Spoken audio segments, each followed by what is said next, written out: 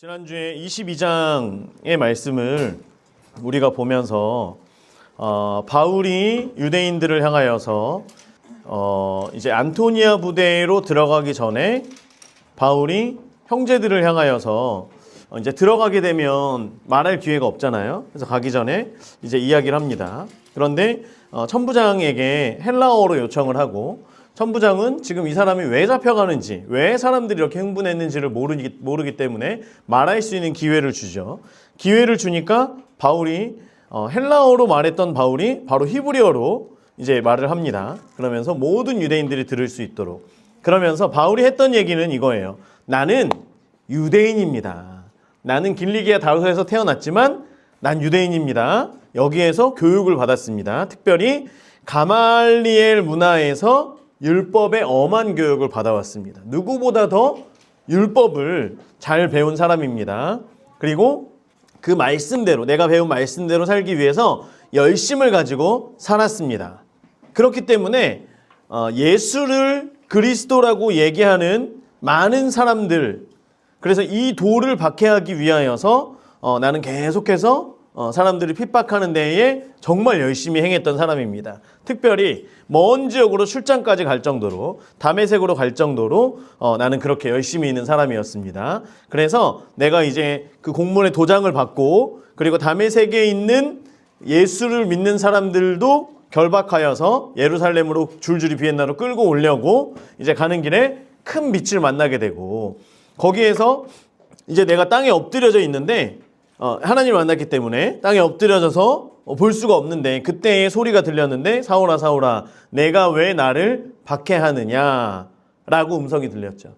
자, 바울이 박해했던 것은, 바울이 박해하고 바울이 계속해서 잡아들이려고 했던 사람들은 사실은 예수님을 믿는 사람들이었어요. 그리고 바울이 공격했던 것은 쉽게 말해 교회였죠. 교회. 그렇죠? 예수님을 믿는 사람들의 모임, 그 공동체, 그 교회를 박해했던 바울이었는데, 그 바울을 향하여서 하나님께서는, 예수님께서는 뭐라고 말씀하세요? 네가 왜 나를 핍박하느냐 라고 이야기하죠. 자, 바울이 공격했던 것은 하나님이 아니었어요. 교회였어요. 잘못된 도라고 생각되는 그 교회를 핍박했지만, 주님께서는 바울을 향하여 네가 왜 나를 핍박하느냐, 왜 나를 공격하느냐, 나를 왜 박해하느냐 라고 말씀하셨죠. 그래서 우리가 알아야 될 것은 뭐냐면, 이 땅 가운데 우리가 교회를 사랑하는 것, 교회를 세워가는 것, 우리가 내가 주님의 몸된 교회를 사랑한다 라고 하는 것은 곧 누구를 사랑하는 거예요? 주님을 사랑하는 것이라는 거예요. 이게 우리 가운데 새겨져야 됩니다. 바울은 하나님을 사랑했고 하나님을 향한 열심을 가지고 정말 최선을 다했던 사람이었어요. 그런데 교회를 핍박하고 교회를 무너뜨리려고 했던 바울을 향하여서 주님께서는 네가 왜 나를 박해하느냐 라고 말씀하시며, 바울이 이것으로 인하여서 자기의 가치와 생각이 완전히 뒤바뀌었죠. 그렇게 하면서 이제는 누구를 사랑하는 사람이 되었어요? 예수님을 사랑하는 사람이 되었고, 그 예수님을 사랑하는 사람이 계속해서 1차, 2차, 3차 전도 여행을 거쳐서 뭘 세워요? 교회를 세우죠. 주님을 사랑하면 교회를 사랑하게 되는 줄 믿습니다. 주님을 사랑한 바울이 계속해서 교회를 세우고, 하나님의 사람들을 교회로 불러서 사람들로 하여금 또 교회가 세워지게 만들고, 그 교회를 세워가는 사람들을 또한 만드는, 그래서 주님을 사랑한다라고 한다면 교회를 사랑하게 된다라고 하는 거예요. 교회를 사랑하면서 주님을 사랑하지 않을 수는 없어요. 주님을 사랑하면서 교회를 사랑하지 않을 수 없다라고 하는 거예요. 우리가 주님을 더 사랑할 수 있는, 그래서 교회를 더 세워가고 바울과 같이 그런 뜨거운 마음으로 교회를, 주님을 더 사랑하는 저와 여러분 되길 주의 이름으로 축원합니다. 자, 그러면서 이제 다메섹에 들어가서 누구를 만나요? 아나니아를 만나죠. 12절에 율법에 따라 경건한 사람으로 거기에 사는 모든 유대인들에게 칭찬을 받는 아나니아라고 하는 사람. 이 아나니아에 대해서 얘기할 때 예수를 믿는, 유대인 중에 예수를 믿은 아나니아라고 얘기하지 않고요. 너희들이 다 알다시피 다메섹에 가면 아나니아라고 율법을 너무나 잘 지키는 유대인이 있는데 라고 하면서 아나니아를 소개를 하는 거죠. 지금 이 아나니아에 대해서. 자, 아나니아를 만났어요. 그래서 아나니아를 만나니까, 자, 13절에 형제 사울아 다시 보라 하거늘 즉시 그를 쳐다보았다. 라고 하면서 이제 14절부터 아나니아가 얘기하는 거예요. 우리 조상들이 하나님이 너를 택하여 너로 하여금 자기 뜻을 알게 하시며 하나님의 뜻은 뭐예요? 죄인을 구원하시기 위한 하나님의 뜻을 알게 하시며 그 의인을 보게 하시고 예수 그리스도를 보게 하시고 그 입에서 나오는 음성을 듣게 하셨으니 주님의 말을 듣게 하셨으니 내가 그를 위하여 모든 사람 앞에서 내가 보고 들은 것에 뭐가 되라고요? 증인이 되라 말씀하셨어요. 그래서 바울이 이때로부터 예수님을 만나고 복음의 증인으로 살아갑니다. 여러분 예수님을 만나면 증인이 되는 줄 믿습니다. 우리가 진짜 예수님을 만났다라고 한다면 예수님을 증거할 수 있는 사람, 증인이라고 하는 건 법정 앞에 섰어요. 어떤 여러 가지 이 말과 회유의 말들이 그렇죠? 우리가 이제 최근에 이제 여러 가지 어떤 법정에서의 일들을 이제 보게 되는데 어떤 사람들은요. 뒤에서 누군가가 자신을 회유한 것에 대해서 알고 있어요. 그런데 내가 그 사람들의 회유나 그 사람들의 압박에 대해서 내가 있는 그대로 사실 그대로 이야기하면 내가 거기에 해를 당할까 두려워요. 내가 혹시나 직장을 잃을까, 내가 가정을 잃을까, 내가 어떤 어려움이 있을까 두려워요. 그래서 거짓 증언을 하는 사람들이 있죠. 그리고 나서 이제 어쨌든 거짓된 것들은 결국엔 드러나요. 여러 가지 다른 자리에서 이야기를 하다가 자기도 모르게 불쑥 튀어나온 거야. 내가 사실은 이러이러한 회유가 있었다라고 하는 것에 대해서. 그리고 반대로 어떤 사람들은 누군가는 나를 찾아와서 회유의 말을 하더라. 그런데 나는 하나님을 믿는 사람이기 때문에 내가 하나님 앞에 그리고 나는 하나님께서 세우신 이 나라를 사랑하기 때문에 나는 거짓 증언을 할 수 없어서 내가 본 대로 내가 들은 대로 내가 경험한 대로 그 사실을 이야기할 뿐입니다 라고 이야기하는 사람들이 있죠. 그 사람들을 보면서 증인으로 서는 자리에서도 거짓말을 하는 사람들도 있구나. 압박 때문에.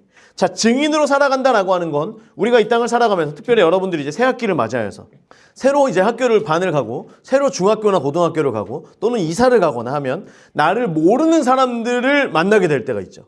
마치 새로운 학교를 가 새로운 반에 갔는데 대박이야. 나를 아무도 몰라. 그러면 여기에서 여러분들 자신을 새롭게 포장할 수 있어요, 없어요? 있어요. 그러면 어떤 사람들은 이 분위기를 봐서 우리 반의 분위기는 뭔가 교회 다닌다라고 하면 약간 이상한 것처럼 보는 그런 분위기가 있어. 약간 분명히 힘이 세고 일진 애들이 야 누가 요즘 교회 가 하면서 자꾸만 교회 다니는 사람들을 이상하게 얘기하는 것 같아. 그러면 나도 일단은 가만히 있는 거예요. 내가 굳이 교회를 안 다닌다라고 얘기는 하지 않지만 내가 교회 다닌다라고도 얘기하잖아요. 이런 분위기 가운데 그렇게 자신을 숨기면서 살아가는 사람들이 직장 생활 가운데에도 학교에도 있다는 거예요. 또는 분위기가 좋아. 제가 이제 여기 그 위에 있는 헬스장 사장님과 우리가 이제 막 이렇게 비가 막 샜어요. 이번에 비가 막 새고 이렇게 하면서 올라가서 그래도 이거에 대해서 어쨌든 얘기를 해야 되니까 이제 갔는데 오늘은 진짜 하나님의 은혜로 어떤 다른 불편함 없이 잘 얘기가 잘 됐어요. 그리고 이제 어쨌든 위에 이제 헬스장 관장님도 여러 가지 운영하는데 어려운 점이나 이제 본인들도 사실은 이제 어떻게 보면 여러 가지 피해를 입은 상황 속에서 그 피해가 이제 우리까지 내려왔기 때문에 이제 너무 미안하다 이제 얘기를 하면서 이야기가 막 잘 됐어요. 그러면서 이제 이야기를 하면서 이분이 제가 이제 그렇구나 힘들구나 그러면서 딴데 여기도 좀 저기 얘기해서 좀 고쳐야 되고 여기도 좀 제가 나중에 저기 하면 꼭 얘기할게요 이렇게 하면서 얘기를 했어요. 그러고 나니까 이제 이분이 나중에 얘기가 다 끝나고 이제 밑에 내려왔어요. 스피커를 이제 창고에 있는 스피커를 갖다 주면서 혹시 쓸 일 있으면 쓰시라. 고장 났는지 되는지 모르겠지만 일단 쓰실 수 있으면 쓰시라. 그래서 아유 감사합니다 이제 얘기했더니 그분이 이제 마음이 좀 열리면서 사실은 제가 교회를 오랫동안 다녀왔습니다. 그런데 여러 가지 상처가 있어서 제가 교회를 다녔지만 그거에 대해서 지금은 또 뭐 잘 다닌다라고 말할 수는 없습니다. 이제 그러면서 또 얘기하시는 게 우리 뒤에 있는 드럼을 보더니 자기가 드럼을 15년을 쳤다는 거예요. 그래서 그러면 와서 우리 애들 좀 드럼 좀 가르쳐 주세요. 그러니까 제가 안 친 지 너무 오래돼서 잘 못 친대. 그래도 일단 치면 몸이 기억할 거 아니에요. 몸도 좋으신데. 그랬더니 그럼 자기가 나중에 한번 해보겠대. 그리고 우리 금요일이나 저기 일요일도 와서 여기 예배 드려요. 이제 이렇게 얘기했더니 제가 원래는 주일이라고 하는 말을 의도적으로 많이 써왔어요. 사실은. 그런데 어느 순간 너무 주일이라고 하는 단어가 사실은 일요일이라고 얘기할 수도 있는데 마치 난 거룩해요. 난 주의 날을 지키는 사람이에요. 이러는 것 같아서 그냥 일요일이라는 말을 그냥 불편하지 않게 이제는 그냥 쓰려고 좀 인위적으로 좀 노력을 해요. 생각을 하면서. 그런데 그래서 일요일 날도 우리 예배 11시에 있는데 와서 예배를 드려라. 그러니까 안 그래도 자기가 이제 주일이나 이럴 때에는 이제 가끔 출근하거나 하면 여기서 찬양하는 소리 들으면 자기 너무 좋더라. 또 이런 얘기를 처음으로 지금 한 1년 반 됐는데 그동안에는 맨날 뛰지 마세요. 저는 맨날 여기서 머리가 너무 아파요. 그러면 안 뛰었어요. 위에서는 막 그러고 뛰었잖아요. 계속 이러고 계속 그러다가 아니 뭐 이렇게까지는 안 하고 이제 계속 그러다가 이번에 마음이 열리니까 이런저런 속 이야기를 하면서 그러면 언제 한번 꼭 와라. 그러니까 자기가 시간이 안 돼도 시간 내서 한번 오겠다. 이제 이렇게 얘기를 한 거예요. 상황에 따라서 근데 이제 뭐 권장님을 뭐 잘됐다 잘못했다가 아니라 사실 우리는 대부분 그래요. 내가 상황이 뭔가 내가 예수님을 얘기하면 좋을 것 같은 그런 마음이 있으면 막 얘기를 하다가 또 다른 곳에서 예수님을 이야기하기 좀 불편하거나 어렵거나 말 그대로 뭐 어떤 술자리나 뭔가를 싸우거나 그런데 싸우다가 나 예수 믿는 사람이야 얘기 못 하잖아요. 그러니까 뭔가 그렇지만 사실은 우리는 날마다 증인의 삶을 살아야 되기 때문에 그 증인으로서 이 땅 가운데 하나님 맡겨주신 일들을 계속해서 그래서 우리가 주님께 물으면서 하나님 오늘도 가면서 계속해서 또 싸우면 안 되는데 싸운다라기보다는 어쨌든 불편하면 안 되는데 이게 계속 마음속에 있는 거예요. 마음이 불편하고 만나고 왔는데 또 뭐 우리가 뭘 잘못했냐 그러고 이렇게 하면은 저는 마음이 불편해갖고 그럼 위에서 또 뛰면은 뛰자마자 막 머리가 아파오고 이렇게 하거든요. 그러니까 너무 불편해서 좀 이렇게 기도하는 마음으로 올라갔는데 하나님께서 오늘 좀 마음을 많이 열어주셔서 계속해서 좀 이런 만남들이 있어야 되겠다라고 생각을 했어요. 우리가 그래서 어디를 가든지 증인의 그런 이야기를 할 수 있는 삶을 살아가고 이제 그것은 나중에 뒤에도 보겠지만 선한 양심을 따라서 우리가 하나님 주시는 그 마음으로 행할 때에 우리는 또한 증인의 삶을 살아갈 수 있고요. 지난주에 말씀드린 것과 같이 우리가 부르심을 명확하게 깨닫고 알 때에 그 부르심을 향해 열심히 달려갈 수 있다라고 하는 것입니다. 자, 이제 시작이죠. 자, 16절. 오늘 16절부터. 자, 16절에서 29절까지 네모쳐 주세요. 16절에서 29절까지. 그리고 22장 30절부터 오늘은 11절까지만 할 거예요. 11절까지. 사실 10절까지 한번 끊으시고요. 11절을 하나 네모 박스로 쳐주세요. 23장, 22장 30절부터. 여러분도 보면 약간 그렇게 나눠야 될 것 같죠? 성경책이. 그죠? 30절부터 10절까지. 그리고 11절 한 절을 네모로 치겠습니다. 자, 16절은 계속해서 이제 이어지는 거예요. 아나니아가 그래서 바울에게 얘기했잖아요. 네가 부르심의 택하심을 알았고 그리고 죄인들이 구원받는 것이 하나님의 뜻이라는 걸 알았고 그리고 증인으로서 너를 불렀다라고 하는 것 그것을 알지 않았냐. 그러면 주저 말고 움직여라 라고 하는 거예요. 그래서 16절에 이제는 왜 주저하느냐 하면서 지금 바로 움직이라는 거죠. 주저 말고 움직이라는 거예요. 주의 이름을 불러 세례를 받고 너의 죄를 씻으라. 지금 누가 얘기하는 거예요? 아나니아가 얘기하는 거예요. 아나니아가. 자, 주의 이름을 불러 네가 고백하라는 거예요. 예수를 주로 네가 직접 고백을 해라. 너의 입술로 고백을 해라. 그리고 세례를 받아라. 여러분 세례를 받는다라고 하는 것은 우리가 누군가로부터 세례를 받는 거예요. 능동적인 게 아니라 수동적인 수동태의 의미가 있는데 여기서는 이제 중간태의 의미를 쓰면서 네가 스스로 하려고 노력하라는 거예요. 자, 그래서 주의 이름을 누가 부르는 거예요? 내가 부르는 거예요. 세례를 받는데 세례를 받는 거 우리가 이제 이렇게 하려고 그래요. 기존에는 기존에 계속해서 지금까지 사역해 오고 제가 부교육자로 있었고 저도 이제 어렸을 때 교회에서 세례는 언제 받냐면 중학교 3학년 생일 지나고 6개월 지나면 세례를 받았어요. 그래서 저는 생일이 3월이었기 때문에 9월 달에 세례를 받습니다. 9월 달에 세례식이 있었어요. 그때 세례를 다 같이 받아요. 여러분 제가 놀라운 거 얘기해 줄까요? 저는 요단강물로 세례 받은 사람이에요. 되게 더러워요. 목사님께서 요단강 물을 생수병에다가 떠가지고 오셨어요. 그 해에 성지순례 다녀오시면서 요단강 물로 세례를 주고자. 그때 이제 제가 어떻게 보면 이제 버스에 무임승차한 건데 저희 동기가 목사님 딸이었어요. 목사님께서 사실은 딸에게 요단강 물로 세례를 주고자 그걸 가져왔지만 나에게는 어쨌든 행운이었다. 그래서 요단강물로 아무튼 더럽습니다. 그냥 봐도 더러워요. 이렇게 더러운데 그거를 똘똘똘똘 따라가지고 주셨어요. 자, 그런데 기존에는 그렇게 우리가 생일이 지나고 우리가 당연히 믿음의 신앙의 고백이 있다라고 하는 걸 가지고 이제 세례를 받았지만 이제는 우리가 이제 교회에서 어떻게 하려고 하냐면 세례를 신청을 받을 거예요. 그래서 여러분들 가운데 근데 이제 이게 우리가 문화로 잡히기에는 조금 시간이 걸릴 수 있어요. 그런데 이제 세례를 아직 받지 않은 사람들 경우에는 세례를 이제 한 중학교 3학년쯤 되면은 아 내가 세례 받아야 되겠구나 생각을 하시면 되고요. 이게 뭐 법적으로 뭐 무슨 나이가 있고 하는데 그냥 중학교 3학년 되면 세례를 받으면 되겠구나 여러분들이 마음을 먹으시면 되고 아 내가 세례를 받아야지라고 하면 신청을 하시면 그러면 소정의 교육 과정을 거치고 그리고 세례를 받을 거예요. 그리고 우리는 성결교단이기 때문에 수세례를 합니다. 갑자기 광고 시간이 된 것 같죠? 수세례를 하는 거예요.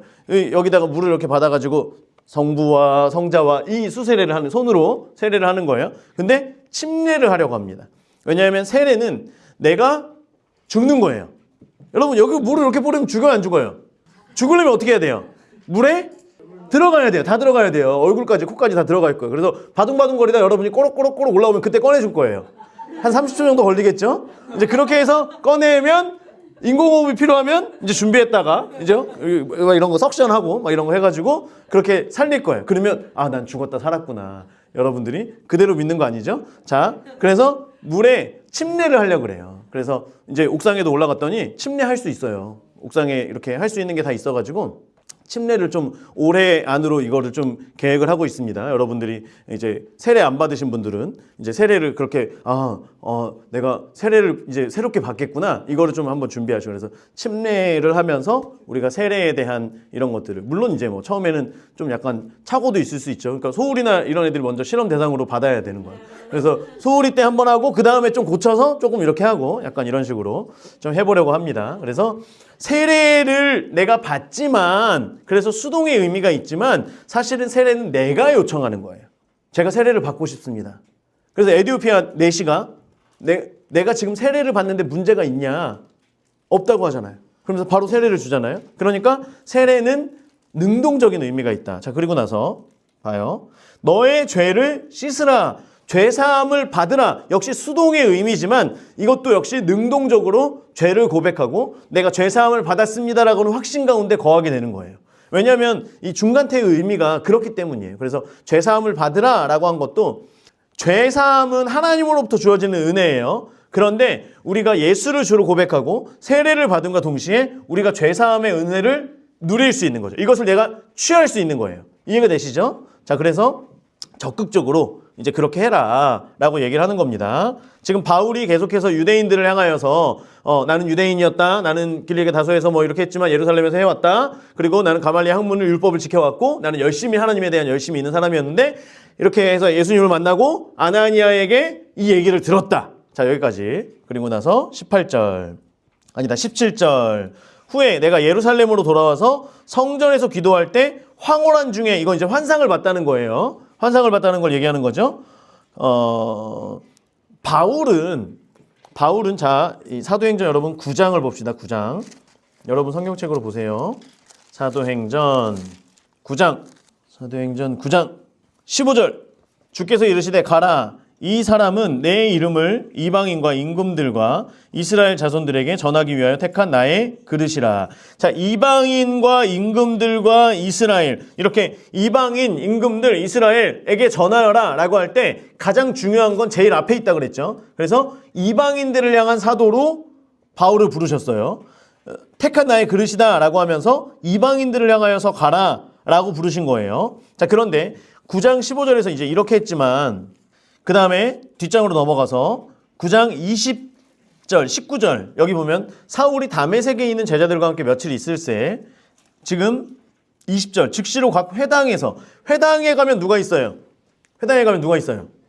유대인들이 있죠. 유대인들이 어느 지역을 가든 회당이 있으면 근처에 유대인들이 있고요. 회당에 가면 유대인들이 거기 있는 거예요. 그 유대인들에게 예수가 하나님의 아들이심을 전했어요. 22절 사울은 힘을 더 얻어 예수를 그리스도라고 증언했어요. 그러니까 유대인들이 황당하죠? 지금 당황한 거예요. 그러고 나서 유대인들이 사울을 죽이려고 하는 거예요. 그래서 사울이 도망을 가죠. 성벽에서 바구니에 이렇게 해가지고 도망을 가는 거예요. 자, 다시 이제 오늘 지금 말씀으로 돌아가서 예루살렘으로 돌아와 성전에서 기도한 황홀한 중에 봄에 18절 주께서 내게 말씀하시되 속히 노란색 예루살렘에서 나가라. 그들은 내가 내게 대하여 증언하는 말을 듣지 아니하리라. 노란색 속히 나가라. 듣지 아니하니라. 바울은 자신의 동족을 유대인들을 사랑하는 마음이 너무 컸어요. 그래서 어디를 가든 유대인들에게 먼저 전하고 싶었어요. 그런데 바울의 부르심은 유대인이에요, 이방인이에요? 이방인이에요. 그럼에도 불구하고 바울은 유대인들을 향하여서 갔다가 바로 핍박을 당하고 도망을 가게 됩니다. 유대인 바울은 초창기에는 자기가 이방인을 향하여서 불림받았다는 걸 알고도 계속해서 유대인들을 전도해요. 그런데 그들이 듣지 않아요. 듣지 않는다라고 하는 건 너를 받아들이지 않을 거야. 너에 대해서 네가 하는 말을 그 사람들이 받아들이지 않을 거야 라고 얘기하는 거예요. 그럼에도 불구하고 바울이 그 말을 또 듣지 않아요. 자, 19절 내가 말하기를 밑줄 주님 내가 주를 믿는 사람들을 가두고 또 각 회당에서 때리고 또 주의 증인 스데반이 피를 흘릴 때에 내가 곁에 서서 찬성하고 그 죽이는 사람들의 옷을 지킨 줄 그들도 아나이다. 자, 주님께서 속히 예루살렘을 나가라. 그 사람들이 너의 말을 듣지 않을 거야 라고 말씀하셨는데 거기에다 대고 바울은 뭐라고 얘기하냐면 자, 이제 여러분 보라색 있죠? 보라색 색연필 드세요. 저는 그냥 파란색으로 임의로 합니다. 주님 내가 주를 믿는 사람들을 가두고 보라색 각 회당에서 때리고 보라색 주의 증인 스데반이 피를 흘릴 때 내가 곁에 서서 찬성하고 보라색 그 죽이는 사람들이 옷을 지킨 줄 그들도 아나이다. 보라색 됐나요? 여러분 바울은요 계속해서 잡아 죽이는 데에 앞장섰던 사람이에요. 이걸 다른 모든 유대인들이 바울이 어떤 사람이었는지 알아요? 몰라요?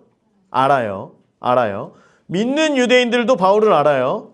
예수님을 믿지 않는 유대인들도 바울이 얼마나 열심히였는지 알아요. 왜냐하면 주를 믿는 사람들을 가두고 회당에서 때리고 주를 믿는 사람들을 가두고 회당에서 때리고 스데반이 피를 흘릴 때 거기에서 찬성하고 죽이는 사람들의 옷을 지켰다. 옷을 지켰다라고 하는 거는 죽이는 사람들의 옷을 자기가 들고 있는 거예요. 이거는 어떤 의미가 있냐면 그 사람들의 죄에 대하여서 내가 책임지겠다는 거예요. 이 사람들이 지금 만약에 스데반을 죽였어요. 그런데 스데반을 죽이는 것이 잘못되었을 때 이런 모든 책임을 자기가 지겠다는 거예요. 내가 그 옷을 맡은 거예요. 내가 거기에 동조하는 것뿐만 아니라 이 사람들의 책임에 대해서도 잘못에 대해 혹시 잘못이 있으면 내가 책임질 정도로 내가 그렇게 열심히 있는 사람이었다라고 하는 거예요. 여러분 그래서 바울은 선동적인 기질이 있습니다. 선동적인 기질이 있었어요. 그래서 사람들을 데리고 가서 이러이런 일들을 하고 스데반을 죽이는데도 찬성하고 앞장서고 자신이 비록 돌은 던지지 않았지만 사람들이 돌을 던질 수 있도록 던지세요. 아유 불편한데 옷 벗어 나한테 주고 내가 책임질 테니까 다 나한테 주세요. 그리고서 사람들이 돌을 던지기 편하게 그죠? 해서 사람들이 다 돌을 던져서 죽이게 됩니다. 그랬던 내가 예수를 증거하면 믿을 거다 안 믿을 거다? 믿을 거다. 예수님께 말씀드리는 거예요. 예수님 그런 제가 예수님을 전하면 그 사람들이 들을 겁니다. 그러니까 제가 딱입니다. 유대인들을 향한 바울의 마음을 알려주는 거예요. 그래서 바울이 예수님을 믿고 바울은 순종의 걸음을 걸어갔는데 순종하지 않았던 때는 이때가 처음이었어요. 이때밖에 없어요. 그만큼 유대인을 사랑하는 바울이었다라고 하는 거죠. 하나님 제가 딱입니다. 저 말고 누가 있겠어요. 이 유대인들을 변화시키는데 저만한 사람, 저만한 적임자가 없습니다. 바울은 그런 마음을 가지고 있었던 거죠. 자, 21절 나더러 또 이르시되 떠나가라. 내가 너를 멀리 이방인에게로 보내리라. 원래 바울의 부르심은 누구를 향하였다고요? 이방인을 향하는 거였어요. 그러니까 주님께서 다시 한번 말씀하신 거예요. 주님께서 다시 한번 나에게 말씀하셔서 떠나가라. 내가 너를 멀리 이방인에게로 보내겠다.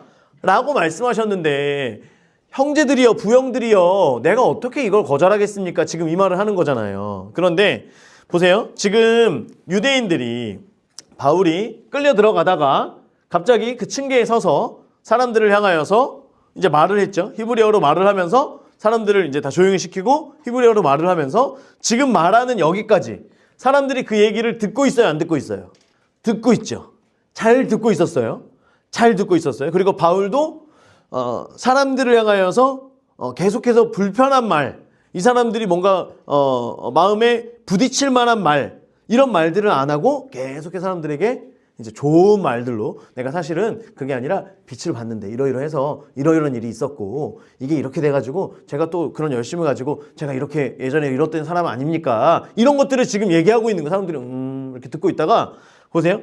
주님께서 말씀하시기를 내가 너를 멀리 이방인에게로 보내겠다 하니까 22절에 이 말하는 것까지 그들이 듣다가, 노란색, 듣다가 소리 질러! 자, 사람들이 듣다가 갑자기 발작 버튼이 눌린 거예요. 어떤 단어에서? 이방인에서. 이방인에서 지금 발작 버튼이 눌린 거예요. 그래서 잘 듣고 있다가 이방인이라고 하는 얘기를 듣자마자 그 뒤에는 듣지도 않아요. 바로 소리를 지르는 거예요. 이러한 자는 세상에서 없애버리자. 살려둘 자가 아니라 얘기하는 거예요. 잘 듣고 있었어요. 여러분 그런데 보세요. 창세기 12장에서 하나님께서 아브라함을 택하시고 그에게 약속을 주신 이 약속을 유대인들이 몰랐을까요? 알았죠. 알았어요. 옛날부터 들어왔어요. 그래서 큰 민족을 이루게 하겠다. 그래서 이렇게 하고 있었구나. 가나안 땅을 너 안에 자손에게 주다. 가나안 땅에 우리가 들어갔구나. 천하만민이 복받은 대로. 그러면 우리를 통해서 천하만민이라고 하는 건 유대인들만 얘기하는 거예요? 아니죠. 널리 이방인에게까지. 자, 그리고 출애굽기 19장 4절에서 6절을 보면 시내산에 가서 하나님께서 말씀하시는 거예요. 내가 애굽 사람에게 모세에게 어떻게 행하였음과 내가 어떻게 독수리 날개로 너희를 업어 내게로 인도하였음을 너희가 보았느니라. 세계가 다 내게 속하였나니 너희가 내 말을 잘 듣고 내 언약을 지키면 너희는 모든 민족 중에서 내 소유가 되겠고 너희가 내게 대하여 무슨 나라가 된대요? 제사장 나라가 되며 거룩한 백성이 되리라. 너는 이 말을 이스라엘 자손에게 전할지니라. 너희가 제사장 나라가 된다는 거예요. 이 제사장의 역할은 뭐예요? 제사장은 뭐 하는 사람이에요? 뭘 드려요? 매일매일 제사를 드리죠. 제사를. 그렇죠? 제사를 드려요. 죄 있는 사람을 데리고 와서 동물이랑 그 사람을 데리고 와서 하나님 앞으로 가서 동물을 잡아서 죽이고 그리고 나서 이 사람이 하나님과의 관계의 화평을 이룰 수 있도록 제사장은 그 역할을 하는 사람이었죠. 자, 그런데 제사장 나라가 되게 하겠다라고 하는 거예요. 그거는 죄가 많은 다른 나라, 많은 다른 열방들을 누구에게로 데리고 가겠다? 누구와 화목하게 하겠다? 하나님과 화목하게 화평하게 하겠다. 그런 나라로 너희를 세울 것이야 라고 이미 이스라엘 백성들을 하나님의 백성으로 선민으로 부르실 때에 너희는 모든 민족 중에서 내 소유가 될 것이고 너희가 내게 대하여 제사장 나라가 될 거야. 너희들이 제사장 역할을 감당할 거야. 많은 나라들 가운데 너희가 제사장 나라로서의 역할을 감당하는 그런 거룩한 백성이 될 거야 라고 하는 걸 이스라엘 사람들이 계속해서 들었을까 안 들었을까요? 들었겠죠. 특별히 이 말 제사장 나라라고 하는 말을 부모들이 일부러 빼놓고 가르쳤을까요? 아니죠. 그대로 가르쳤겠죠. 하나님 말씀이니까. 그대로 가르쳤어요. 그러면 유대인들에게도 어떤 사상이 있냐면 우리는 선민이야. 물론 맞아요.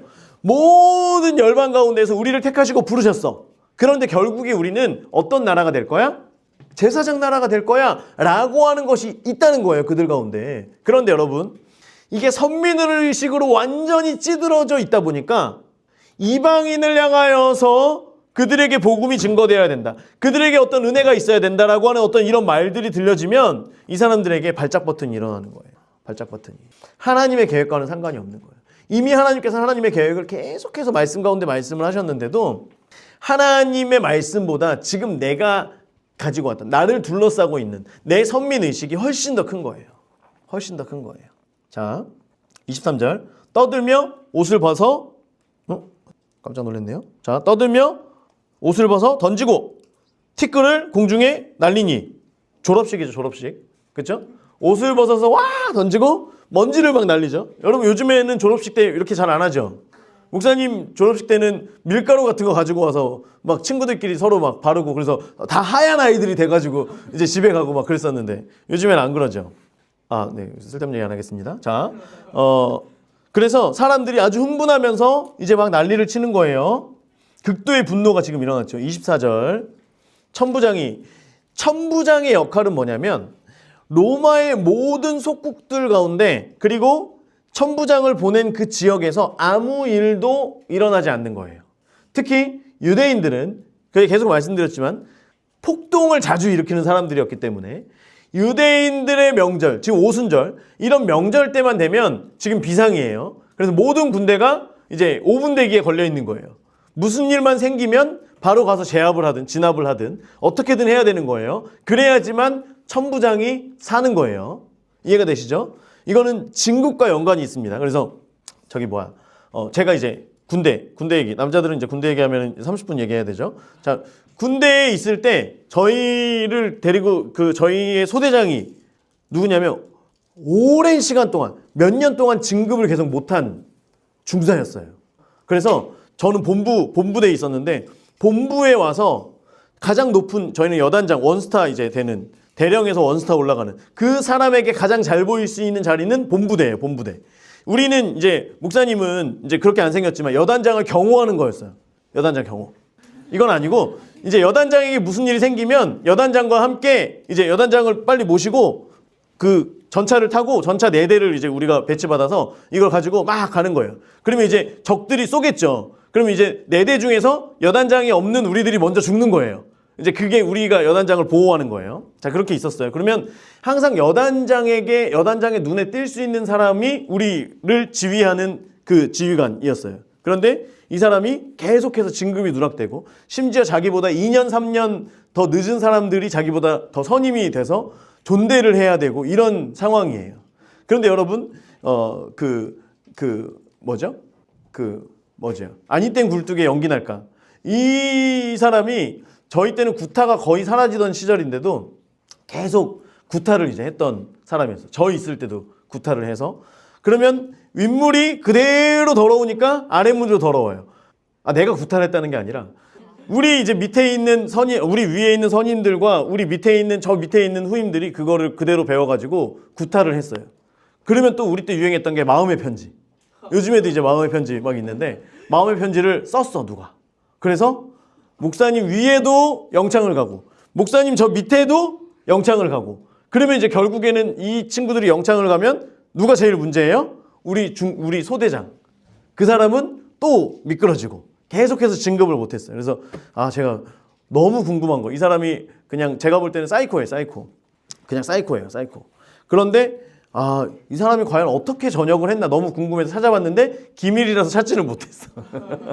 근데 아마 다른 이렇게 왜냐면 그 정도의 부대면은 그래도 이름이 좀 나올 수는 있는데 아예 그런 얘기가 없는 거 보니까 그대로 끝나지 않았을까 저는 생각합니다. 자, 어쨌든 천부장이 지금 마찬가지예요. 자기가 지금 여기에 발령받았을 때 여기에는 아무 일도 일어나면 안 돼요.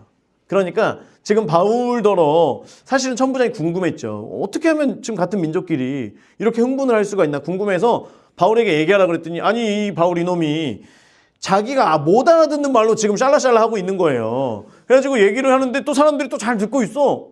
그래서 뭐가 잘 해결되나 보다. 그런데 갑자기 사람들이 하면서 막 갑자기 졸업식을 막 하니까 이게 막 그래가지고 지금 봐봐요. 천부장이 바울을 영내로 데려가라 명하고 이 안토니아 요새로 지금 데려가는 거예요. 영내 파란색.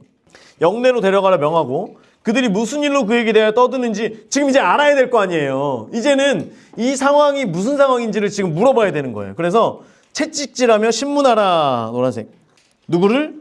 바울을 채찍질하고 신문을 하라는 거예요. 그래서 지금 이게 무슨 말인지를 알아내라. 지금 이 폭동이 왜 일어나려고 하는지를 알아내라 얘기를 한 거예요.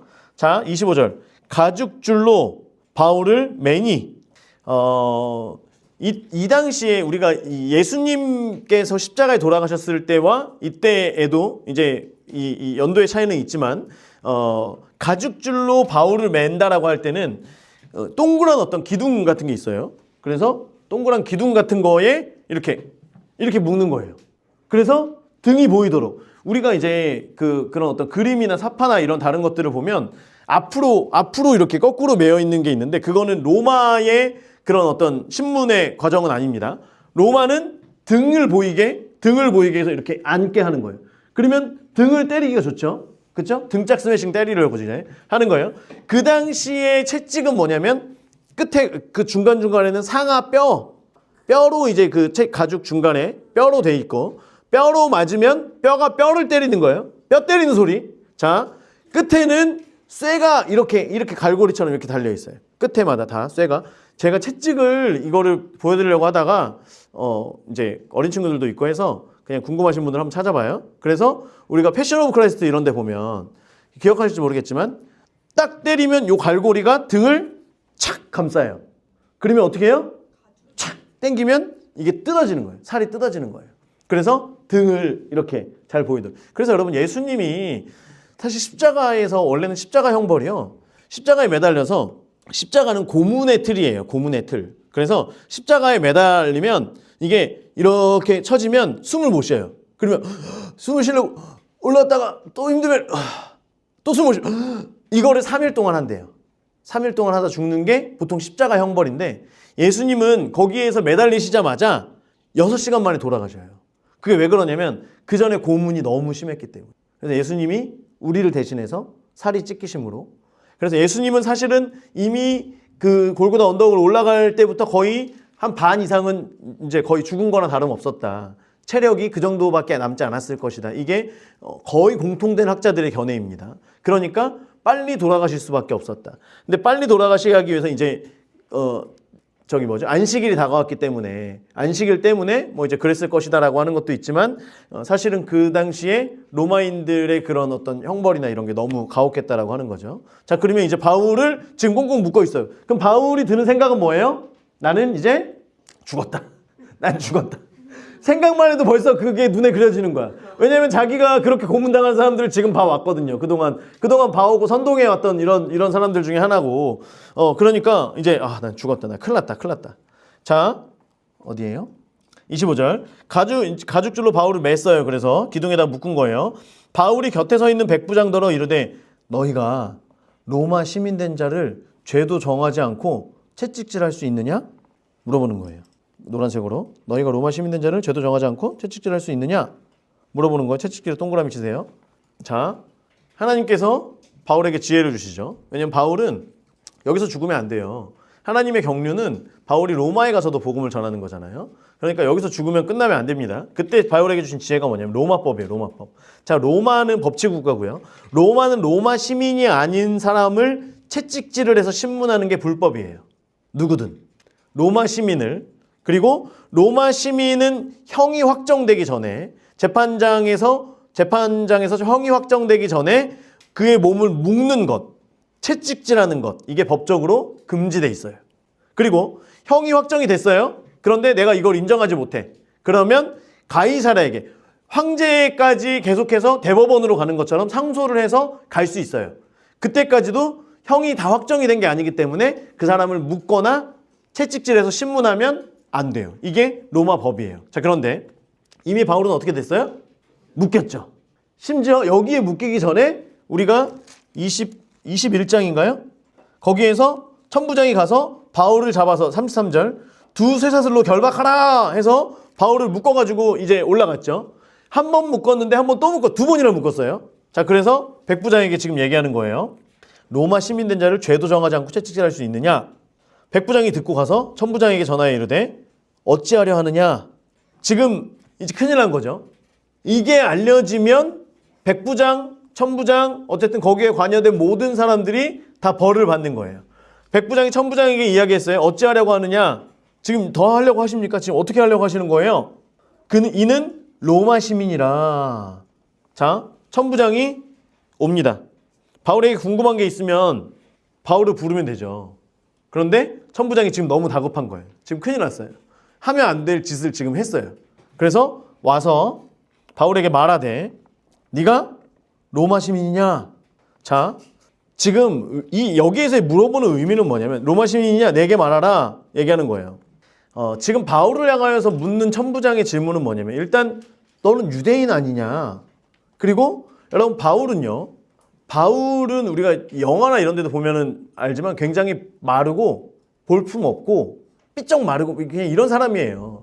바울은 또 계속해서 전도여행 다니고 툭하면 금식하고 이랬던 사람이고 또 그 유대인들이 핍박하면은 또 이렇게 막 도망가야 되고 이랬기 때문에 이렇게 로마 시민 같아 보이지 않은 거죠. 한마디로. 그러니까 야 네가 로마 시민이냐? 네 같은 게 로마 시민이냐? 이제 약간 이런 식으로 물어본 거예요. 이렇게 물어보니까 내게 말하라 이르되 그러하다. 깔끔하죠? 야 네가 로마 시민이야? 물어보니까 바울이 지금 그러하다 이건 한마디 한 거랑 똑같은 거예요. 더 이상 설명도 하지 않아요. 자, 그러니까 또 물어보죠. 28절. 나는 돈을 많이 들여 이 시민권을 얻었노라. 얘기하는 거예요. 자, 이 당시에는요. 로마가 전 세계를 지배하지만 로마는 사실 큰 나라는 아니었어요. 그런데 전 세계를 지배하기 위해서 로마 시민이 많아져야 되고요. 그래서 로마 시민들을 세워서 계속적인 로마 통치를 이루어가야 되기 때문에 로마의 시민권을 많은 사람들에게 팝니다. 돈을 받고 팔아요. 그래서 뭐 어떤 황제 때에 우리가 뭐 이제 미국에 시민권이 확 열리는 때가 있어요. 뭐 그럴 때에 많은 사람들이 시민권을 받아요. 그래서 보통은 시민권을 몇 년도에 받았나요? 그러면 겹치는 사람들이 많아요. 한 10년, 15년 주기로 이때 나도 이때 받았어요. 이런 식으로 그때에 열리는 게 많아요. 제가 재밌는 얘기 해줄까요? 미국에서는요. 아직도 서류 작업을 합니다. 우리는 컴퓨터로 띠띠띠 해갖고 쫙 할 것 같잖아요. 엑셀로 만들든 뭘 할 것 같잖아요. 미국은 아직도 서류를 우리가 내면 서류를 그대로 책상에 이렇게. 그래서 우리 심슨이나 무슨 미국 그런 애니메이션 이런 거 보면 서류가 막 이렇게 쌓여 있잖아요. 이게 옛날 얘기가 아니라 지금도 이렇게 쌓여 있어요. 그러면 이제 이러다가 어떤 사람들은 아니 영주권 시민권을 신청했는데 10년째 못 받았다 그래요. 그러면 우리가 그 미국 사람들 농담에 뭐가 있냐면 이렇게 해서 위에서부터 처리하다가 그 다음 사람이 와가지고 한번 뒤집었다 그래요. 무슨 말인지 알죠? 그래서 원래 네 차례였는데 제일 밑으로 다시 갔다.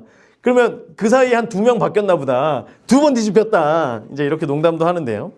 많은 사람들이 시민권을 돈 주고 사는 일이 있었고 그걸 가지고 로마는 또 그게 이제 국고로 들어오면서 더 나라가 강성해지고 여러 가지들을 그런 물자나 이런 것들을 또 준비하는 이런 일들도 있었고요. 그래서 이 당시에 천부장도 원래 로마 시민이 아니었지만 돈을 주고 자기는 산 거예요. 이거를 얻기 위해서. 그러니까 지금 천부장이 지금 여기에 나타나는 어떤 소요나 이런 사태에 대해서 더 민감하게 반응할 수밖에 없는 게 자기는 이 로마 시민 되려고 얼마나 열심히 노력했어요. 그런데 여기서 폭동이 일어나고 여기 유대 지역에 와가지고 뭔가를 좀 자기가 더 이렇게 좀 해보려고 그랬더니 여기에서 지금 폭동이 일어나는 이 한 사람 때문에 자기 인생이 지금 망하게 되는 로마 시민으로서의 어떤 이런 것들도 다 바닥에 떨어지는 이제 그런 상황이 됐기 때문에 근데 거기에서 로마 시민을 만난 거예요. 자, 그런데 바울이 뭐라 그래요? 나는 언제부터라? 나면서부터라. 여러분 보라색으로 하세요. 나는 나면서부터라. 지금 여러분 그런 얘기 알죠? 똥물도 파도가 있다고요. 똥물도 파도가 있다고. 그리고 그런 얘기 들어본 적 있어요? 진골과 성골에 대해 들어본 적 있어요? 성골과 진골. 이제 목사님이 이제 제가 대학교 1학년 때 딱 들어갔더니 너는 성골이냐 진골이냐 그러는 거예요. 그게 뭐예요? 그랬더니 목사님 아들이야. 장로님이나 다른 성도님 아들이야. 그래서 저는 장로님 아들인데요. 너는 진골이네. 그러는 거예요. 그럼 성골은 뭐예요? 목사님 아들.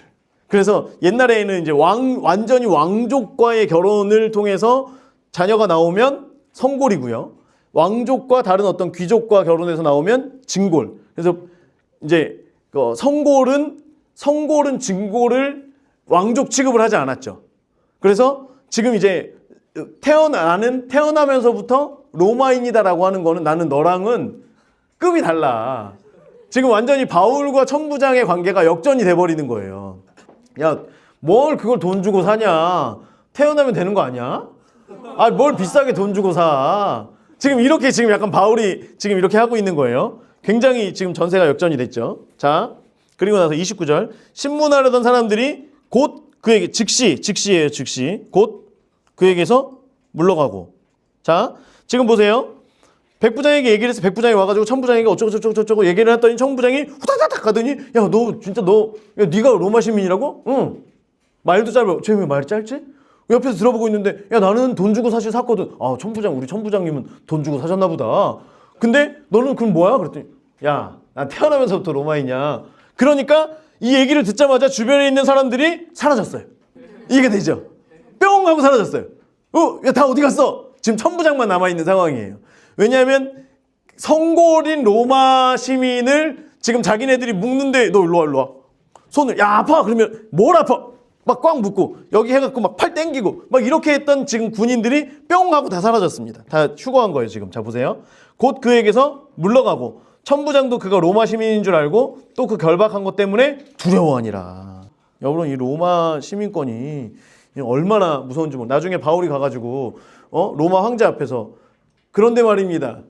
저 천부장 저거 뭐 돈 주고 샀다 그러던데 이렇게 하면서 로마 시민인 나를 묶었습니다. 뭐 이렇게 하려고 했습니다. 이런 한마디면 큰일 나는 거죠. 지금 그래서 천부장이 두려워합니다. 30절 이튿날 천부장은 지금 이제는 천부장이 빨리 바울의 진상 규명을 해야 되는 거예요. 그래서 공회를 모읍니다. 70명의 사람들 플러스 이제 공회 의장까지 해서 71명의 사람들을 모았어요. 천부장은 유대인들이 무슨 일로 그를 고발하는지 진상을 알고자 하여 그 결박을 풀고 당연히 결박을 풀었겠죠. 명하여 제사장들과 온 공회를 모으고 그래서 지금 그 유대인들의 공회에 바울을 데리고 가서 그들 앞에 세웁니다. 지금 이게 무슨 일인지 나에게 말해라 라고 하면서 세우는 거예요. 자 23장 지금 이제 그 천부장이 바울의 보디가드가 됐죠. 지금 그래서 바울을 모시고 가서 지금 사람들에게 물어보는 거예요. 자 23장 바울이 공회를 주목하여 이르되 여러분 형제들아 오늘까지 나는 범사에 양심을 따라 앞에다가 선한 써주세요. 선한 양심을 따라 하나님을 섬겼노라 라고 얘기하는 거예요. 바울이 이제 처음 시작하면서 자기는 하나님을 향하여서 양심에 거리낌 없이 살아왔다라고 하는 거예요. 내 목표나 내가 가진 것, 내가 어떤 하려고 하는 것이 아니라 계속 말씀에 비추어 계속 하나님께서 주시는 그 마음을 가지고 나는 지금까지 살았던 사람이다 라고 얘기를 한 거예요. 나는 선하다, 선한 양심을 가지고 있다 라고 얘기하니까 2절 대제사장 아나니아 대제사장이 있었겠죠. 그 당시에 대제사장 아나니아가 바울 곁에 서 있는 사람들에게 그 입을 쳐라. 야, 저 주댕이를 쳐라. 얘기하는 거예요. 지금 대제사장이 하나님 앞에 이 바울이라고 하는 이 사람은 지금 자기가 볼 때는 완전히 죄인, 극악무도한 죄인인데 하나님 앞에 자기가 결백하다고? 하나님 앞에 자기가 선한 양심이 있다고? 야, 저 더러운 입을 쳐라. 당장 쳐라. 이렇게 얘기를 하는 거예요. 그러니까 바울이 이르되 바울이 무섭습니다. 회칠한 담이여 하나님이 너를 치시리로다. 오, 지금 바울이 미쳤죠. 지금 이 앞에 있는 사람은 누구예요? 대제사장인데 지금 대제사장이 야, 저놈의 주둥이를 쳐. 그랬더니 야, 이 회칠한 무덤아 하나님이 너를 치실 거야. 어우, 지금 바울이 아주 그냥 깡따고 세졌어요. 자, 회칠한 담이여 라고 하는 거는 허물어져 가고 있는 담, 그냥 이렇게 툭 밀면 쓰러질 것 같은 그런 담에다가 말 그대로 회칠, 석회 칠을, 페인트 칠을 새로 하는 거예요. 그러면 멀리서 볼 때는 그 담이 튼튼한 담 같고 깨끗한 담인 것 같죠. 그런데 막상 그 담을 건드리면 그 담은 바로 무너질 만한 그런 담이라고 하는 거예요. 그래서 이제 겉칠에만 하는 사람들, 위선자들, 이런 사람을 향하여서 예수님께서 회칠한 무덤이다, 회칠한 담이다, 이제 이렇게 얘기하는 겁니다. 그러니까 하나님이 너를 치실 거야 라고 하는, 야, 내 입을 치라고? 하나님이 네 입을 치실 거야. 네 입을 다물게 하실 거야 라고 하면서 얘기하는 거예요. 바울이 이렇게 얘기할 수 있는 거는 지금 로마인을 데리고 이 자리에 왔어요. 비록 공회 앞이라고 하지만은 지금 바울이 여기에서 변론을 하고 어떤 죄가 확정되기까지는 죄가 없어요. 지금 여기에서의 이 모든 공회를 이제 주관하면서 여기를 이끌고 있는 책임자는, 실질적인 책임자는 사실 천부장이에요. 로마인의 법이 적용되어지는 천부장 앞에서 자신의 죄가 인정되지 않았기 때문에 로마인의 법으로도 자신을 건드리지 못하는, 건드릴 수 없는 것 가운데 지금 내 앞에 있는 이 사람이 나를 향하여서 잘못됐다라고 정죄하기 때문에 야, 네가 뭔데 지금 나한테 그렇게 얘기하냐? 너는 오히려 더 위선자 아니냐? 지금 얘기를 하는 거예요. 왜 그랬냐? 지금 보세요. 그 뒤에 보면 네가 나를 율법대로 심판한다고 앉아서 율법을 어기고 나를 치라 하느냐? 너는 율법대로 산다고 해서 지금 율법을 어기고 나를 치려고 하냐? 죄가 없는데 지금 나를 당장 치라고 얘기를 하는 거냐? 4절 곁에 선 사람들이 말하되 하나님의 대제사장을 네가 욕하느냐? 너 돌았냐? 지금 얘기하는 거예요. 지금 이제 보세요. 그 전날 엄청나게 많은 사람들이 어떤 그 군중들이 모여서 바울을 막 죽이려고 이렇게 하다가 천부장이 지금 이 일을 알고 급하게 공회에 모이라고 이야기를 하면서 사람들이 공회에 갑자기 모이게 된 거예요. 즉 대제사장의 옷을 따로 입지 않은 거예요. 여러분 보세요. 우리가 지금은 이제 제가 남자가 저밖에 남자 어른이 저밖에 없지만 장로님들하고 뭐 이렇게 해가지고 우리가 지금 이대로 어디를 간다고 봐요. 어디 식당을 들어가요. 그러면 식당에 있는 사람들이 제가 목사라는 걸 알아요, 몰라요? 모르죠. 제가 일어나서 갑자기 식사 기도합시다 이러지 않는 한 아무도 제가 목사라는 걸 몰라요. 그죠? 만약에 제가 그 신부님들 있는 여기 이렇게 십자가 이렇게 있는 이런 걸 갑자기 성경책을 이렇게 들고 여러분들과 같이 이렇게 들어간다고 하면 누가 봐도 저 사람은 목사겠구나. 이건 당연한 거예요. 대제사장은요, 여러분, 대제사장의 옷을 여기 흉배에 여기 보석 이렇게 있고 그 에봇 옷을 입고 가면 누가 봐도 아우 저분 대제사장이시구나. 그런데 대제사장의 옷을 벗고 그냥 일반인들 옷을 입고 가면 저 할아버지 누구야? 그냥 이 상황인 거예요. 어떤 할아버지가 물론 대표였겠지만 뭔 놈의 할아버지가 지금 나한테 주둥이를 치라고 얘기를 너 네 입이나 다물어라. 하나님이 네 입을 치실 거야. 지금 바울이 이렇게 얘기를 한 거예요. 그러니까 사람들이 옆에서 너 지금 미쳤어? 너 대제사장한테 지금 뭐라고 하는 거야? 이렇게 하니까 5절 바울이 이르되 형제들아 나는 그가 대제사장인 줄 알지 못하였노라. 아 죄송합니다. 아유 옷도 안 입으면 내가 어떻게 알아요? 기록하였으되 너의 백성의 관리를 비방하지 말라 하였느니라. 아유 죄송합니다. 이제 이걸 통해서 뭘 알 수 있냐면 바울이 전도여행을 계속 다니면서 예루살렘에 근 10년 만에 오게 됩니다. 그 전에 대제사장이었다면 바울도 알았겠죠. 그 사람도 바울이 누군지 알았겠죠. 그런데 그 사이에 대제사장이 바뀐 거예요. 그러니까 바울도 누군지 모르는 거예요. 자, 이제 대제사장을 건드렸으니까 이제 큰일 난 거예요. 이게 지금 70명의 사람 여기에 공회에 있는 사람들은 사실은 지금 바울 편이 있어요, 없어요? 아무도 없어요. 지금 70대 71, 이 의장까지 71대 1이었는데 원래. 그런데 이제는 71대 1이지만 극악무도하게 흥분된 사람들, 이 사람들에게 모든 빌미를 지금 바울이 제공을 한 거예요. 심지어 대제사장 할아버지를 향하여서 지금 몹쓸 말을 한 거예요. 몹쓸 짓을 한 거예요. 큰일 났어요. 큰일 났어요. 자, 6절. 바울이 그중 일부 사두개인이요. 사두개인, 녹색. 다른 일부는 바리새인인 줄 알고 공회에 외쳐 이르되. 자, 공회가 있어요. 사두개인들과 바리새인들, 이제 종교 지도자들, 사두개인들이 한 반 돼요. 바리새인들도 한 반이 돼요. 그런데 사두개인들은 주로 레위인과 제사장 그룹입니다. 그래서 이 사람들은 물론 이제 레위인들로서도 있지만 주로 로마 사회와 결탁되어 있는 사람들이에요. 그래서 예수님께서 성전에 들어가서 이걸 막 다 뒤집어 엎으시면서, 그렇죠? 다 뒤집어 엎으시면서 강도의 소굴로 만드느냐 하면서 막 다 뒤집어 엎으시잖아요. 그때의 상황은 뭐냐면, 자, 제물을 드리러 옵니다. 여러분들이 울산에서 제물을 드리러 서울로 가야죠. 자, 서울까지 양을 데리고 갔어요. 몇 날 며칠을 양을 하면서 빨리 와 하면서 양을 데리고 갔어요. 그럼 일단 모래 폭풍을 견디고 그 자리를 지나가야 되죠. 그럼 양이 원래 하였던 양이 거의 갈색이 되어가고 있었겠죠. 그리고 그렇게 가다가 양이 발이라도 삐끗하거나 아니면 가다가 어디 돌에라도 걸려가지고 몸에 흠집이라도 있으면 그 양을 드릴 수 있어요, 없어요? 없어요. 여러분이 그 100번 양보하고 심지어 이 양을 껴안고 갔어. 그 먼 길을 어깨에다 메고 껴안고 갔어요. 야, 너는 다치면 안 된다. 큰일 난다. 우리 집에서 가장 예쁜 양을 하나님께 드리기 위해서 양을 가지고 갔어요. 그런데 딱 가지고 가니까 그 성전 안에서 제사장들이 양을 딱 보더니, 야, 이거 서울 양이 아니라 어디 양이에요? 울산 양이에요. 양이 우는데 약간 사투리가 들어가 있는 것 같아. 그래가지고 빠꾸, 야, 얘 사투리 쓰잖아.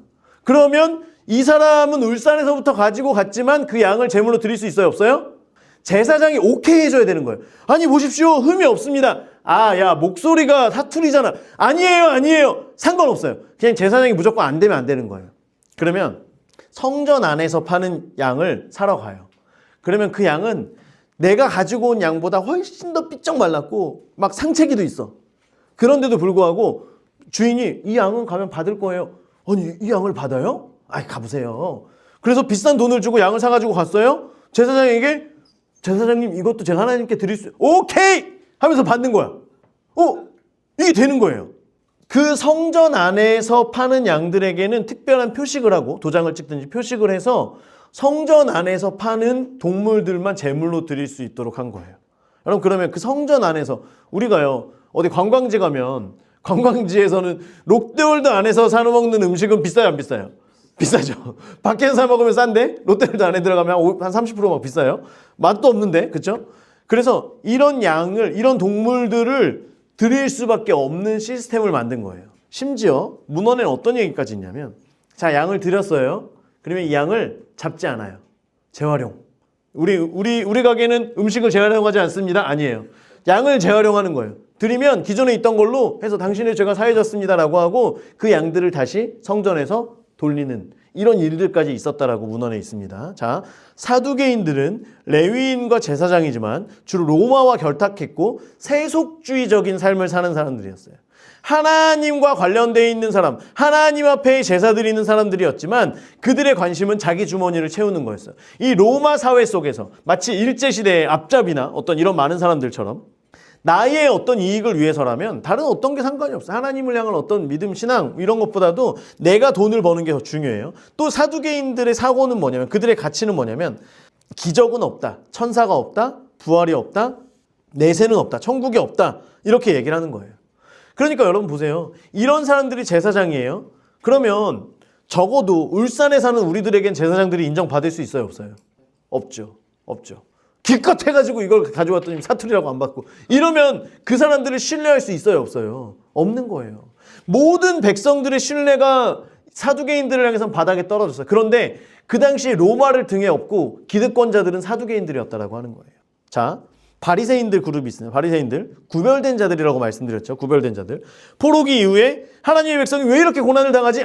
우리가 율법을 지키지 않았기 때문이야. 율법을 지키자라고 하면서 말씀으로 돌아간 사람들, 경건주의자들. 이 사람들은 좋은 의도를 가지고 처음에는 시작을 했지만 하나님의 율법을 1.1획 내가 다 지켜야 된다라고 하면서 말도 안 되는 율법의 것들을 가지고 사람들에게 잣대를 들이대고 너는 죄인이라고 얘기를 하면서 그렇게 사람들이 바뀌어져 갔던 거예요.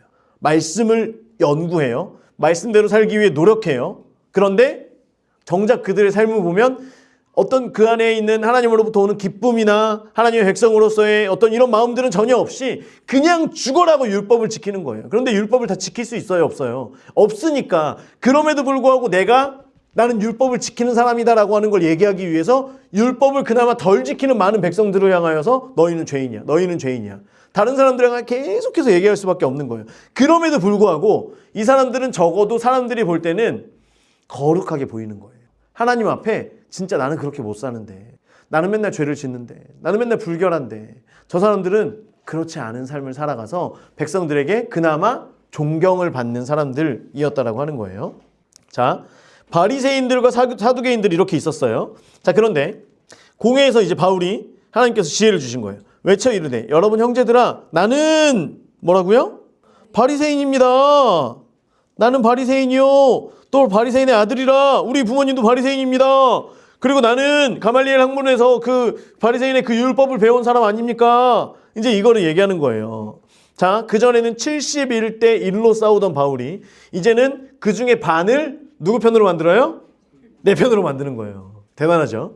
말 한마디로 나는 바리새인입니다 라고 하는 것 때문에 바리새인들의 마음이 확 열리는 거예요. 자, 죽은 자의 소망. 내가 지금 여기에서 이렇게 있는 것은 여러분 보라색으로 하세요. 저는 파란색으로 할게요. 죽은 자의 소망 곧 부활로 말미암아 내가 신문을 받노라. 자, 사두개인은 부활이 있다고 했어요? 없다고 했어요? 없다고 했어요. 바리새인은 부활이 있다고 해요. 그런데 죽은 자의 소망인 부활로 말미암아 내가 신문을 받습니다 라고 얘기를 하니까 안 그래도 지금 한자리에 앉아있지만 사두개인과 바리새인들이 지금 이 둘 사이에 완전히 서로 대립된 골이 깊은 오랫동안 대치되어 있던 거를 지금 바울이 툭 건드려 준 거예요. 자, 7절 그 말을 한즉 바리새인과 사두개인 사이에 다툼이 생겨 무리가 나누어지니. 자, 이는 사두개인들은 뭐가 없대요? 부활이 없대요. 천사도 없대요. 영도 없대요. 그런데 바리새인은 뭐라 그래요? 다 있다. 다 있다. 그게 왜 없냐? 다 있다. 9절 크게 떠들세 바리새인 편에 몇 서기관이 일어나 다투어 이르되 우리가 이 사람을 보니 악한 것이 없도다. 갑자기 판결을 내리는 거예요. 이 사람 무죄다 얘기를 하는 거예요. 바리새인들 중에서 딱 일어나더니 이 사람을 보니까 악한 게 없다. 부활 얘기하는 거 맞지 않냐. 여러분 어제는요 바울을 죽이기 위해서 이 유대인들 모든 사람들이 다 하나가 되었다가 지금 바울이 여러분 나는 바리새인입니다. 그리고 제가 얘기하는 것은 부활에 대한 얘기입니다. 이런 걸 얘기하고 나니까 바리새인들이 그래 맞지 그 말이 맞지. 야 이 사람은 잘못한 게 없네. 혹 영이나 천사가 그에게 말했으면 어떻게 할 거야? 라고 얘기하는 거예요. 이 사람에게 말씀하신 예수 그리스도의 영이면 이 사람의 어제 설교를 다 같이 들었잖아요. 유대인들이 다 같이 들었잖아요. 이 바울의 말대로 야 진짜 만약에 예수의 영이 하나님의 영이 이 사람에게 말한 것이었으면 어떻게 할 거냐? 왜냐하면 바리새인은 영이 있다고 믿잖아요. 사두개인들은 없다라고 믿는데 바리새인들은 영이 있다고 이런 게 있다라고 그런 영의 역사하심이 있다라고 믿는 거예요. 그러니까 야 혹시 그러면 어떻게 할 거냐? 바로 바리새인을 내 편으로 만들어 버립니다. 그러면 어떻게 하겠냐? 전해야지. 그럼 바울이 지금 죄인이 아니다. 그 영의 이끌림을 받아서 말한 거기 때문에 그 영이 이야기한 대로 하는 거기 때문에 죄가 없다. 지금 얘기를 하는 거예요. 10절 큰 분쟁이 생기니 천부장은 바울이 그들에게 찢겨질까 하여 군인을 명하여 내려가 무리 가운데서 빼앗아가지고 노란색 빼앗아가지고 영내로 들어가라 하니라. 자 천부장의 가장 큰 관심은 지금 바울이 무슨 죄가 있어서 지금 그러는 건지도 아는 것도 중요하지만 가장 중요한 건 지금 이 예루살렘 성내에 분란이 없어야 돼요. 폭동이 없어야 돼요. 죽은 사람이 없어야 돼요. 바울이 여기서 갑자기 사람들 사이에서 있다가 해가지고 바울이 해를 입으면 바울은 로마 사람 아니에요. 너 여기 왜 이래? 천부장이 저를 보호하지 못했습니다. 저를 그 70명의 사람 가운데 들어가서 제가 찢겨 죽을 뻔했습니다. 그러면 천부장 찢겨 죽는 거예요. 그러니까 지금 천부장이 빼앗아 가지고라고 하는 그 단어가 하르파죠. 여러분 들어본 적 있죠? 하르파죠. 빌립이 에디오피아 내시에게 국고를 맡은 내시에게 복음을 전하고 그때 복음이 세례를 주고 그리고 나서 성령께서 그를 옮기시는 거예요. 이거는 하르파조라고 하는 건 빼앗다, 낚아채다, 잡아채다. 독수리가 이 밑에 막 뭐가 이렇게 토끼가 확 낚아채는 것처럼 성령이 빌립을 낚아채도 그런 것처럼 지금 천부장이 군인들에게 명하니까 군인들이 가서 바울을 어떻게 해요? 빼앗아 가지고 확 낚아채 가지고 지금 영내로 들어가는 거예요. 자, 그날 밤에 지금 그날은 뭐예요? 이 모든 그 한바탕 소동이 다 일어났죠. 그렇죠? 그런 가운데 밤에 주께서 바울 곁에 서서 이르시되 주님께서 바울에게 나타나셨어요. 바울이 여러 가지 생각이 있었겠죠. 바울은 특별히 유대인을 사랑하는 마음이 컸죠. 그래서 마지막으로 유대인들은 자기를 죽이려고 했지만 바울은 그들을 살리기 위해서 자기 목숨까지도 내놓고 그들을 향하여서 예수 그리스도를 얘기했던 사람이에요. 그래서 그럼에도 불구하고 그들이 내 동족인데도 내 친구들인데도 여러분 우리가 모르는 사람들이 나를 비난하거나 나를 쟤 뭐야 이러면서 지나가면 돼요. 그런데 나랑 가까운 사람 나의 어떤 가족들 이런 사람들이 나를 비난하면 그게 마음에 남아요 안 남아요? 남죠. 준수야, 승현아 니네 남니 안 남니? 남지. 계속 남는단 말이야. 그러니까 서로 그렇게 비난하면 안 돼. 그래서 가까운 사람이 가족들일수록 서로 말을 조심해야 돼요. 아껴야 돼요. 똑같이 하면 안 돼. 밖에 가서도 하면 안 되지만 가족들에게는 더 조심해야 돼요. 혹시라도 그 말이 남을까. 이제 저도 여러분도 아마 그런 경험이 있을 거예요. 저도 가족 누군가가 한 말이 저에게 계속해서 거짓 메시지로 들어오는 경우들이 굉장히 많았어요. 그러면 우리가 하나님 앞에서 영적으로 묶이고 우리 삶 속에서 그것들이 이렇게 탁 걸리는 때가 있어요. 그거는 그냥 길 가던 사람이 너 뭐야 바보야? 이런 거에는 아무 염려가 없습니다. 그런데 진짜 가족이 갑자기 보더니 너 바보야? 나 바본가 봐. 뭔가 아무것도 아닌 걸로 가족들에게나 가까운 사람에겐 걸려요. 그러니까 가까운 사람일수록 더 말을 조심해야 돼요. 그 동족들에 대한 그 동포들에 대한 그 상처가 바울에게 있었겠죠. 자기를 계속 죽이려고 하는, 또 죽이려고 하고 또 죽이려고 하는. 그리고 또 한 가지는 그렇게 복음을 전하는데도 이들에게 복음이 들어가지 않는 것에 대한 여러 안타까운 마음들이 그런 어떤 회의적인 마음도 좀 있었을 거예요. 그러니까 주님께서 찾아가서 말씀하시죠. 뭐라고 말씀하세요? 담대하라. 내가 예루살렘에서 나의 일을 증언한 것 같이 로마에서도 증언하여야 하리라. 말씀하시는 거예요. 야, 여기서 예루살렘에서 잘했다. 결과에 어쨌든 복음 전한 거, 내 얘기한 거, 내 증인된 거 잘한 거야. 이제 로마로 갈 거야. 로마에 가서도 전해라. 네가 어떤 마음을 가지고 유대인들에게 전했는지 로마에 가서도 네가 어떤 마음으로 복음 전할 건지 내가 다 안다. 그리고 로마에서도 이 일을 증언하여야 하리라 라고 하는 건 여기에서 너의 위험으로부터 내가 건져내 줄 거야. 넌 반드시 로마에 갈 거야. 그러니까 염려하지 마 라고 하면서 주님께서 밤에 위로해 주시는 거예요. 그래서 주님의 친밀함을 바울이 경험하게 됩니다. 여러분, 바울은요, 자기의 목숨에는 별로 관심이 없었어요. 자기가 잘 사는 것, 자기가 살고 죽는 것, 여기에는 관심이 없었어요. 오직 예수 그리스도의 복음의 증인으로서 예수 그리스도의 복음이 우리의 형제들 가운데 들어가기를 목숨을 걸었던 사람이었다라고 하는 거예요. 하지만 그럼에도 불구하고 바울에게도 어떤 마음의 상처나 이런 게 있었겠죠. 돌파되지 않는 어떤 것에 대한 안타까운 마음이 있었겠죠. 그때 주님께서 찾아오신다라고 하는 거예요.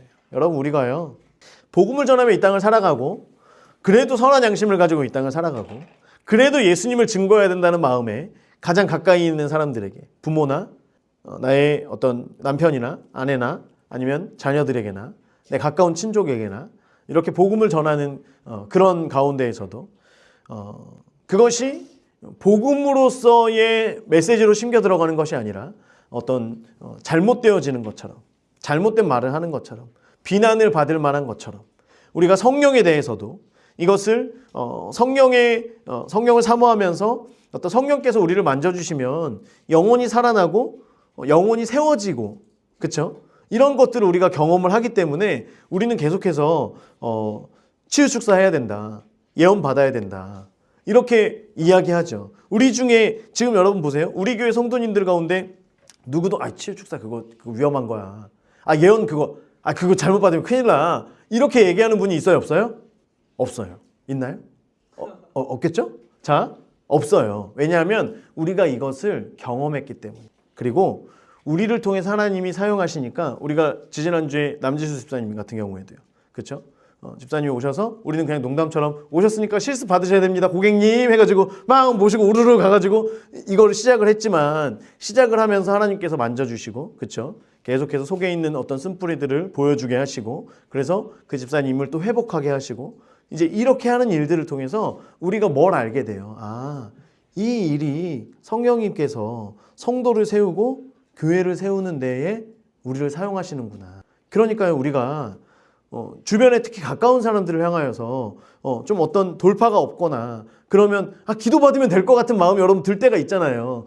이분에게 있는 어떤 치유 축사를 조금만 빼주면 이 사람에게 지금이랑은 다를 것 같다는 그런 마음의 확신이 있잖아요. 그런데 그렇다고 그러면 와서 그 치유 축사 한번 받을래? 이렇게 얘기하면 그 사람들이 어떻게 반응해요? 이 사람 여기 도대체 어떤 교회를 다니길래 거기 어떻게 된 거야? 이렇게도 생각하고, 예언 그럼 가서 우리 예언 여러 명한테 받으면 여러 명이 예언을 한다고? 이런 것도 굉장히 다르게 느껴질 수 있고 불편하게 다가올 수 있어요. 그럼 그것을 듣는 우리들에게는 우리는 그런 마음이 아니었는데, 우리는 좋은 마음으로 이 사람을 세우고자 하는 마음이 있었는데, 나의 어떤 태도, 나의 어떤 말, 아니면 이것을 우리가 이 치유 축사와 예언을 이해하기까지는 말씀이 계속해서 주어졌고, 이런 것에 대한 어떤 여러 가지 확증들이 또 보여졌고, 성령님께서 또 여러 가지로 보여주셨기 때문에 우리는 이것을 확증하면서 할 수 있지만, 처음 이것을 접하는 사람들에게는 그렇지 않을 수 있거든요. 복음도 사실은 그렇잖아요. 복음을 우리는 확신 가운데 이야기하지만 너무 좋은 소식이기 때문에 우리는 이야기할 수밖에 없고, 가장 좋은 것을 우리는 준다고 하지만 받는 사람은 그것을 받아들이지 않기 때문에 때로는 우리가 마음의 상처를, 마상을 입을 수 있어요, 없어요? 있다는 거예요. 여러분, 우리가 그러할 때 바울도 그런 마음이 왜 없었겠어요? 여러분, 바울을 보면 그런 어떤 우여곡절이 없을 것 같죠. 바울은 그냥 돌에 맞아도 그냥 벌떡 일어나가지고 가서 복음 전하고 항상 단단할 것 같지만, 바울도 얼마나 마음이 아팠겠어요. 그런 바울 가운데 주님께서 찾아오셔서 만져주시고 위로해 주시고 너와 함께 하겠다고, 잘하고 있다고 말씀해 주세요.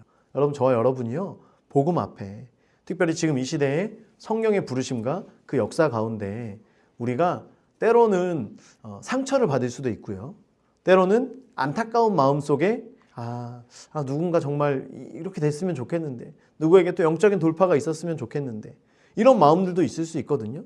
또 누가 정말 이 복음에 내가 경험한 예수 그리스도의 정말 10분의 1이라도 알면 그러면 너무 좋겠다. 다 마음을 다 여는 게 아니라 진짜 조금만 열리면 그 틈을 가지고 복음이 어떻게든 들어갈 텐데, 이런 안타까운 마음들이 우리에게 있을 수 있거든요. 또 거기에 여러 가지 비난을 견뎌야 되는 그런 삶을 살아갈 수도 있거든요. 하지만 그때에 우리 가운데 말씀하시고 우리 가운데 찾아오셔서 나를 만져주시고 위로해 주시는 그 하나님, 그 성령의 따뜻한 손길을 기억하면서 그럴 때 주님과의 더 친밀함으로, 더 깊은 친밀함으로 나아갈 수 있는, 그래서 그것이 위로가 되고 힘이 되고 또 다른 곳에 가서 툭툭 털어버리고 또 다른 곳에서 복음을 증거하고, 또 이전에 그 형제들에게도 또 가서 형님들, 형제들, 부형들이요 라고 하면서 또 이야기할 수 있는 그런 바울과 같이 우리도 그러한 담대함이 우리 가운데 부어지게 되기를 주의 이름으로 축원합니다.